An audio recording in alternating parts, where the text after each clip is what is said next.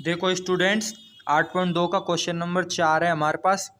किसी गुणोत्तर श्रेणी का चौथा पद उसके दूसरे पद का वर्ग है तथा प्रथम पद -3 है, तो उसका सातवां पद यहाँ पे हमको ज्ञात करना है। ठीक है, तो जो जो चीज़ दे रखी है पहले उसको हम लिख लेते हैं, उसके बाद क्वेश्चन को सॉल्व करेंगे। ठीक है, तो देखो स्टूडेंट्स, उसने हमसे बोला है कि चौथा पद दूसरे पद का वर्ग है, तो यहाँ पे हम लिखेंगे A4 is equal to square of A2। ठीक है, यानी कि A4 जो है ना हमारे पास AR की घात 3, वो AR की घात 1 यानी कि A2 AR का होल स्क्वायर है।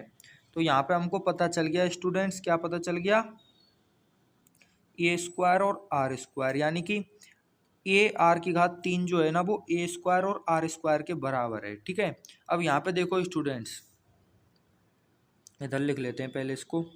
AR की घात 3 जो है ना वो हमारे पास आ गया A स्क्वायर और R स्क्वायर। ठीक है, ये तो चौथा पद है और ये जो है ना दूसरे पद का वर्ग है। अब यहाँ पे देखो, ये A है ना, इससे A स्क्वायर को अगर हम काटेंगे तो एक A बच जाएगा, तो इस पूरे को काट रहे हैं और एक A बच गया। ठीक है, उसके बाद यहाँ पे R की घात 2 है और इधर R की घात 3 है, तो एक R बच जाएगा इधर। ठीक है, यानी हमारे पास आ गया R is equal to A, जबकि हमको उसने दिया हुआ है कि इसका जो प्रथम पद है ना वो -3 है, यानी कि A की जो वैल्यू दी हुई है उसने -3 पहले से ही हमें दे रखी है।